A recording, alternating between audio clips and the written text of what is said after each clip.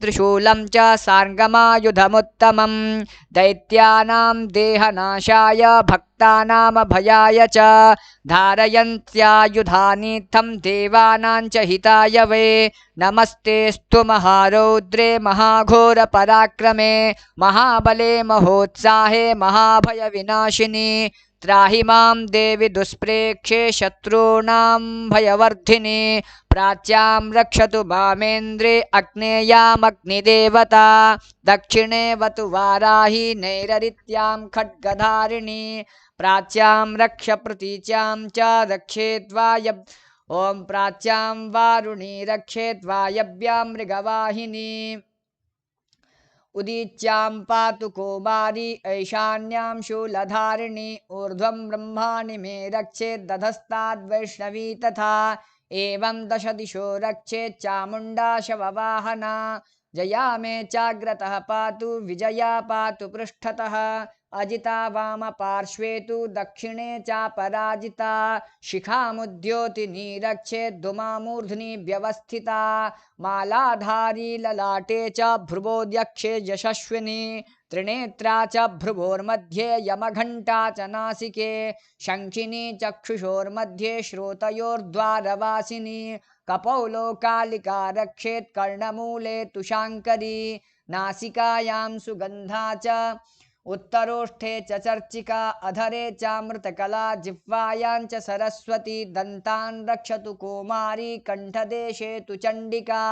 घण्टिकां चित्रघण्टा च महामाया च तालुके कामाक्षी चिबुकं रक्षेत् वाचं मे सर्वमङ्गला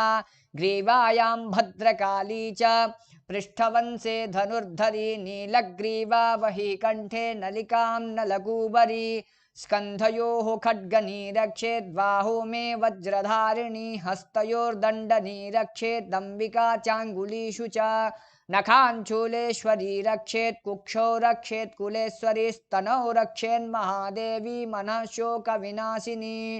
हृदये ललिता देवी उदरे शूलधारिणी नाभौ च कामिनी रक्षेत् गुह्यं गुह्येश्वरी तथा पूतना कामिका मेढ्रं गुदे महिषवाहिनी कट्यां भगवती रक्षेत् जानुनी विन्ध्यवासिनी जङ्घे महाबला रक्षेत् सर्वकामप्रदायिनी गुल्फयोर्नारसिंही च पादपृष्ठे तु तेजसी पादाङ्गुलीषु श्रीरक्षेत् पादाधस्थलवासिनी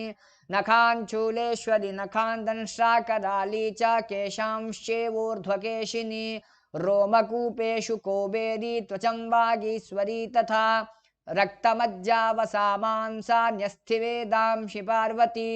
अन्त्राणि कालरात्रिश्य पित्तं च मुकुटेश्वरी पद्मावती पद्मकेशे कफे चूड़ामणिस्तथा ज्वालामुखी नखज्वाला मभेद्या सर्वसिन्धुषु शुक्रं ब्रह्माणि मे रक्षेत् छायां छत्रेश्वरी तथा अहङ्कारं मनोबुद्धिं रक्षेन्मे धर्मधारिणी प्राणापानौ तथा व्यानामुदानं च समानकं वज्रास्ता च मे रक्षेत् प्राणं कल्याणशोभना रसे रूपे च गन्धे च शब्दे स्पर्शे च योगिनी सत्वं रजस्तमश्चैव रक्षेन्नारायणी सदा आयु रक्षतु वाराहु धर्मं रक्षतु वैष्णवी यशः कीर्तिं च लक्ष्मीं च धनं विद्यां च चक्रिणी गोत्रमिन्द्राणि मे रक्षेत् पशून् मे रक्ष चण्डिके पुत्रान् रक्षेन्महालक्ष्मीर्भार्यां रक्षतु भैरवी पन्थानां सुपथा रक्षेत् मार्गं क्षेमकरी तथा राजद्वारे महालक्ष्मीर्विजया सर्वतस्थिता रक्षाहीनं तु यत्स्थानं वर्जितं कवचेन तु तत्सर्वं रक्ष मे देवी जयन्ती पापनाशिनी पदमेकं न गच्छेत्तु यदिच्छेत् शुभमात्मनः कवचेनावृतो नित्यं यत्र यत्रैव गच्छति यत्र तत्रार्थलाभश्च विजयः सर्वकामिकाः यं यं चिन्तयते कामं तं तं प्राप्नोति निश्चितं परमैश्वर्यमतुलं प्राप्स्यते भूतले पुमान् निर्भयो जायते मर्त्या सङ्ग्रामेष्वपराजितः त्रैलोक्ये तु भवेत् पूज्यः कवचेनावृतः पुमान् इदं तु देव्याः कवचं देवानामपि दुर्लभं या पठेत् प्रयतो नित्यं त्रिसन्ध्यं श्रद्धयान्वितः दैवी कला भवेत् तस्य त्रैलोक्येष्वपराजितः जीवेत् वर्षशतं साग्रमप्यमृत्युविवर्जितः नश्यन्ति व्याधयः सर्वे लूता विस्फोटकादयः स्थावरं जङ्गमं चैव कृत्रिमं चापि यद्विषम् अभिचाराणि सर्वाणि मन्त्रयन्त्राणि भूतले भूचरा खेचराश्चैव जलजाश्चोपदेशिकाः सहजा कुलचामाला डाकिनी शाकिनी तथा अन्तरिक्षचरा घोरा डाकिन्यश्च महाबलाः ग्रहभूतपिशाचाश्च यक्षगन्धर्वराक्षसाः ब्रह्मराक्षसवेतालाः कूष्माण्डा भैरवादयः नश्यन्ति दर्शनार्थस्य कवचे हृदि संस्थिते मनोन्नतिर्भवेत् राज्यस्तेदो वृद्धिकरं परम् यशसा वर्धते सोऽपि कीर्तिमण्डितभूतले जपेत् सप्तशतीं चण्डीं कृत्वा तु कवचं पुरा यावत् भूमण्डलं धत्ते शशैलवनकाननं तावत् तिष्ठति मेदिन्यां सन्ततिः पुत्रपौत्रिकी देहान्ते परमं स्थानं यत्सुरैरपि दुर्लभं प्राप्नोति पुरुषं नित्यं महामाया प्रसादतः लभते परपं रूपं शिवेन सह मोदते ओम इति देव्याः कवचं श्रीमहादुर्गार्पणमस्तु अथ अर्गलास्तोत्रम् ओम अस्य श्री अर्गलास्तोत्रमहामन्त्रस्य विष्णुर्ऋषिः अनुष्टुप् छन्दः श्रीमहालक्ष्मीर्देवता श्रीजगदम्बा प्रीतये सप्तशती पाठङ्गत्वेन जपे विनियोगः ओम नमश्चण्डिकायै मार्कण्डेय उवाच जयन्ती मंगला काली भद्रकाली कपालिनी दुर्गा क्षमा शिवा धात्री स्वाहा स्वधा नमोस्तुते ओम जयत्वं देवी चामुण्डे जय भूतार्तिहारिणी जय सर्वगते देवी कालरात्रि नमोस्तुते मधुकैटव विद्रा विविधात्रिवरदे नमः रूपं देहि जयं देहि यशो देहि दुशो जहि महिषासुरनिर्नासी भक्तानां सुखदे नमः रूपं देहि जयं देहि यशो देहि दिशो जहि शुं रक्तबीजवधे देवी चामुण्ड चण्डमुण्ड विनाशिनी रूपं देहि जयं देहि यशो देहि दिशो जहि शुम्भस्यैव निशुम्भस्य धूम्राक्षस्य च मर्दिनी रूपं देहि जयं देहि यशो देहि दिशो जहि ओम वंदितांघ्रियुगे देवी सर्वसौभाग्यदायिनी रूपं देहि जयं देहि यशो देहि दिशो जहि अचिन्त्य रूपचरिते सर्वशत्रुविनाशिनी नते सर्वदा भक्त्या चण्डिके दुरितापहे रूपं देहि जयं देहि यशो देहि दिशो जहि ओम स्तुवद्भ्यो भक्तिपूर्वं त्वां चण्डिके व्याधिनाशिनी रूपं देहि जयं देहि यशो देहि दिशो जहि चण्डिके सततं ये त्वमर्चयन्तीह भक्तितः रूपं देहि जयं देहि यशो देहि दिशो जहि देहि सौभाग्यमारोग्यं देहि मे परमं सुखं रूपं देहि जयं देहि यशो देहि दिशो जहि विधेहि दुषितां नासं विधेहि बलमुच्चकैः रूपं देहि जयं देहि यशो देहि दिशो जहि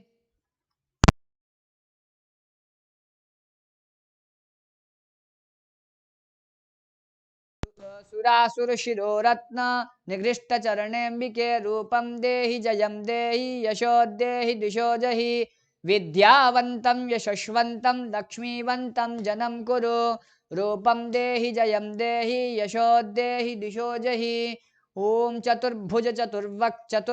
चतुर्वक्त्र संस्तुते परमेश्वरी रूपं देहि जयं देहि यशो देहि दिशो दहि कृष्णेन संस्तुते देवी शश्वद्भक्त्या सदाम्बिके रूपं देहि जयं देहि यशो देहि दिशो जहि हिमाचलसुतानाथ संस्तुते परमेश्वरी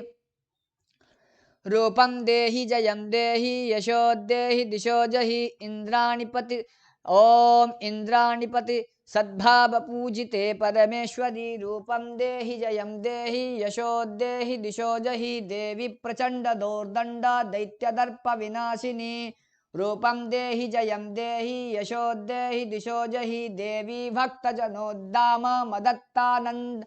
ओम मदत्तानन्दोदयेऽम्बिके रूपं देहि जयं देहि यशो देहि दिशो जहि देवी भक्तजनोद्दाम मदत्तानन्दोदयेऽम्बिके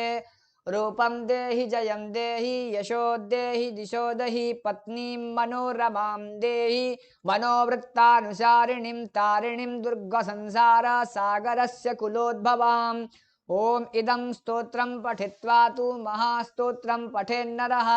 स तु सप्तशती संख्या वरमाप्नोति सम्पदाम् ओम इति देव्याः अर्गला स्तोत्रं महादुर्गार्पणमस्तु अथ कीलकम् ओम अस्य श्री कीलक महामन्त्रस्य शिवऋषिः अनुष्टुप् छन्दः श्री महासरस्वती देवता श्री जगदम्बा प्रीत्यर्थं सप्तशती पाठंगत्वेन जपे विनियोगः ओम नमश्चण्डिकायै मार्कण्डेय उवाच ओम विशुद्धज्ञानदेहाय त्रिवेदी दिव्यचक्षुषे श्रेयः प्राप्ति निमित्ताय नमः सौमार्धधारिणे सर्वमेतद्विजानीयान् मन्त्राणामभिकीलकं सोऽपि क्षेममवाप्नोति सततं जाप्य तत्परः सिद्ध्यन्त्युच्चाटनादीनि वस्तूनि सकलान्यपि एतेन स्तुवतां देवी स्तोत्रमात्रेण सिद्ध्यति न मन्त्रो नौषधं तत्र न किञ्चिदपि विद्यते विना जाप्येन सिद्ध्येत सर्वमुच्चाटनादिकं समग्राण्यपि सिद्ध्यन्ति लोकशङ्कामिमाम्भरः कृत्वा निमन्त्रयामास सर्वमेदमिदं शुभं स्तोत्रं वै चण्डिकायास्तु तच्च गुप्तं चकारसः समाप्तिर्न च पुण्यस्य तां यथा वन्नियन्त्रणां सोऽपि क्षेममवाप्नोति सर्वमेव न संशयः कृष्णायां वा चतुर्दश्यामष्टम्यां वा समाहितः ददाति प्रतिगृह्णाति नान्यथैषा प्रसीदति इत्थं रूपेण कीलेन महादेवेन कीलितं यो निष्कीलां विधायेनां नित्यं जपति संस्फुटं ससिद्धः सगणः सोऽपि गन्धर्वो जायते नरः न चैवाप्यततस्तस्य भयं क्वापि ह जायते नापमृत्युवशं याति मृतो मोक्षमवाप्नुयात् ज्ञात्वा प्रारभ्य कुर्वीतानुकर्वाणो विनश्यति ततो ज्ञात्वैव सम्पन्नमिदं प्रारभ्यते बुधैः सौभाग्यादि च यत्किञ्चित् दृश्यते ललनाजने तत्सर्वं तत्प्रसादेन तेन जाप्यमिदं शुभम् शनैस्तु जप्यमानेऽस्मिन् स्तोत्रे सम्पतिरुच्चकैः भवत्येव समग्रापि ततः प्रारभ्यमेव तत् ऐश्वर्यं यत्प्रसादेन सौभाग्यारोग्यसम्पदः शत्रुहानि परो मोक्षस्तूयते सा न किञ्जनैः ओम इति देव्याः कीलकमहामन्त्रं श्रीमहादुर्गार्पणमस्तु ओम अथ वेदोक्तं रात्रिसूक्तम् ओम रात्रित्याद्यष्टचरस्य सूक्तस्य कुशिकः सौभरो रात्रिर्वा भारद्वाजो ऋषिः रात्रिदेवता गायत्री छन्दः देवी माहात्म्य पाठे विनियोगः ओम रात्रि व्यख्यदायति पुरुत्रा देव्यक्षभिः विश्वा अधिश्रितोधिता ऊर्ध्वप्रा अमर्त्या निवतो देव्युद्वतः ज्योतिषा बाधते तमः निरस्वसारमस्कृतो शशं देव्यायति उपेदुहासते तमः सा नो अद्य यस्या वयं निते यावन्न वीक्ष्महि वृक्षेण वसतिं वयः ओम निग्रामासो अविक्षतनवद्भन्तो निपक्षिणः निस्सेनासश्चिदर्थिनः ओम च्यावया वृक्यं वृकं यवस्तेन मुर्मे अथानस्सु तदा भवा उपमापेपिषत्तमः कृष्णं व्यक्तमस्थिता उशरिणेव यातया उपतेगा इवाकारं वृणुस्व दुहितर्दिवः रात्रिं स्तोतुं न जिज्ञसे ओम अथ तंत्रोक्तं रात्रिसूक्तम् ओम विश्वेश्वरीं जगद्धात्रीं स्थितिसंहारकारिणीं निद्रां भगवतीं विष्णोरतुलां तेजस प्रभुः ब्रह्मोवाच त्वं साहा त्वं स्वधा त्वं विवषट्कारा स्वरात्मिका स्वधा त्वमक्षरे नित्ये त्रिधा मात्रात्मिका स्थिता अर्धमात्रा स्थिता नित्या यानुच्चार्या विशेषतः त्वमेव संध्या सावित्री त्वं देवी जननी परा त्वयैतद्धार्यते विश्वं त्वयैतत् सृज्यते जगत् त्वयैतत् पाल्यते देवी त्वमत्सन्ते च सर्वदा विसृष्टौ सृष्टिरूपा त्वं स्थितिरूपा च पालने तथा संहृतिरूपान्ते जगतोऽस्य जगन्मये महाविद्या महामाया महामेधा महास्मृतिः महामोहा च भवति महादेवी महासुरी प्रकृतिस्त्वं च सर्वस्य गुणत्रय विभाविनी कालरात्रिर्महारात्रिर्मोहरात्रिश्च दारुणा त्वं श्रीस्त्वमीश्वरीस्त्वं त्वं हृत्वं बुद्धिर्बोधलक्षणा लज्जा पुष्टिस्तथा तुष्टिस्त्वं शान्तिः क्षान्तिरेव च खड्गिनी शूलनी घोरा गदिनी चक्रिणी तथा शंखिनी चापिनी बाणभुषुंडी परिधायुधा सौम्या सौम्यतरा शेषा सौम्येभ्यस्त्वति सुंदरी परा पराणां परमा त्वमेव परमेश्वरी यत्किंचित् क्वचिद्वस्तु सदसद्वाखिलात्मके तस्य सर्वस्य या शक्ति सा त्वं किं स्तूयसे तदा यया त्वया जगत्स्रष्टा जगत्पत्याति यो जगत्सोऽपि निद्रावशं नीतः कस्त्वां स्तोतुमिहेश्वरः विष्णुः शरीरग्रहणमहमीशान एव च कारितास्ते यतोस्तस्त्वां कः स्तोतुं शक्तिमान् भवेत् सा त्वमित्थं प्रभावैः स्वेरुदारैर्देवि संस्तुता मोहयैतो दुराधर्षा वसुरौ मधुकैटभो प्रबोधं च जगत्स्वामी नीयतामुच्यतो लघु बोधस्य क्रियतामस्य हन्तुमेतो महासुरो ॐ रात्रिसूक्तं श्रीमहादुर्गार्पणमस्तु ॐ श्रीदेव्यथर्वशीर्षम् ॐ सर्वे वै देवा देवमुपतस्थो कासित्वं महादेवीति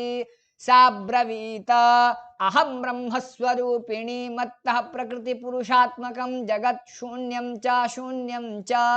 अहमानन्दो अहमानन्दानानन्दो अहं विज्ञानाविज्ञाने अहं ब्रह्मा ब्रह्मणि द्वेदितव्ये अहं पञ्चभूतान्यपञ्चभूतानि अहमखिलं जगद्वेदोऽहमवेदोऽहं विद्याहमविद्याहम् अजाहमनजाहम् अधश्चोर्ध्वं च तिर्यक्चाहम् अहं रुद्रेभिर्वशुभिश्चरामि अहमादित्येरुत विश्वदेवैः अहं मित्रा वरुणा बुभौ बिभर्मि अहमिन्द्राग्नि अहमश्विना बुभौ अहं सोमं त्वष्टारं पूषणं भगं दधामि अहं विष्णुमुरुक्रमं ब्रह्माणमुत प्रजापतिं दधामि अहं दधामि द्रविणं हविष्मते सुप्राभ्ये यजमानाय सुन्वते अहं राष्ट्रिसंगमनि वसूनां चिकीतुषी प्रथमा यज्ञयानाम् अहं सुवे पितरमस्य मूर्धनमम योनि रप्स्वन्तः समुद्रे य एवं वेदा स देवीं सम्पदमाप्नोति ते देवा अब्रुवन् नमो देव्यै महादेव्यै शिवायै सततं नमः नमः प्रकृत्यै भद्रायै नियताः प्रणतास्मतां तामग्निवर्णां तपसा ज्वलन्तीं वैरोचनीं कर्मफलेषु जुष्टां दुर्गां देवीं शरणं प्रपद्यामहे सुरान्नाशयित्र्यै ते नमः देवीं वाचमजनयन्त देवास्तं विश्वरूपास्पशवो वदन्ति सा नो मन्द्रेशमूर्जं दुहाना धेनुर्वागस्मानुपशुष्टुतैतु कालरात्रिं ब्रह्मस्तुतां वैष्णवीं स्कन्दमातरं सरस्वतीमदितं दक्षदुहितरं नमामः पावनां शिवां महालक्ष्मी च विद्महे सर्वशक्त्यै च धीमहि तन्नो देवी प्रचोदयात् अदितिर्ह्यजनिष्टदक्षया दुहिता तव तां देवा अन्वजायन्त भद्रा अमृतबन्धवः कामो योनिः कमला वज्रपाणिर्गुहा हसा मातरिश्वाभ्रमिन्द्रः पुनर्गुहा सकला मायया च पुरुषेषा विश्वमातादि विश्वमातादिविद्यो एषात्मशक्तिः एषा विश्वमोहिनी पाशाङ्कुशधनुर्बाणधरा एषा श्रीमहाविद्या य एवं वेद शशोकं तरति नमस्तेऽस्तु भगवति मातरस्मान् पाहि सर्वतः सैषाष्टो वसवः सैषेकादश रुद्राः सैषा द्वादशादित्याः सैषा विश्वे देवा सोमपा असोमपाश्च सैषा यातु धाना असुरा रक्षांसि पिशाचाश्च यक्षाः सिद्धाः सैषा सत्वरजस्तमांसि सैषा ब्रह्म विष्णुरुद्ररूपिणी सैषा प्रजापतीन्द्रमनवः सैषा ग्रह नक्षत्र ज्योतिषी कलाकाष्ठादिकालरूपिणी ॐ तामहं प्रणोमि नित्यं पापापहारिणीं देवीं भुक्तिमुक्तिं प्रदायिनीं अनन्तां विजयाम् अनन्ताम् ॐ पापापहारिणीं देवीं भुक्तमुक्तिं प्रदायिनीं अनन्तां विजयां शुद्धां शरण्यां शिवदां शिवाम् ओम वियदीकार संयुक्तं वीतिहोत्र समन्वितं अर्धेन्दुलसितं देव्या बीजं सर्वार्थसाधिकम् एवमेकाक्षरं ब्रह्म यतयः शुद्धचेतसा ध्यायन्ति परमानन्दमया ज्ञानामृषयः वाङ्मया ब्रह्म सुस्तसमाषष्ठं वक्त्र समन्वितं सूर्यो वामश्रोत्रबिन्दुसंयुक्तष्टात् तृतीयकः नारायणेन संवृष्यो वायुश्चाधा धरयुक्ततः विच्चेन वार्णकोर्णः स्यान्महानन्ददायकः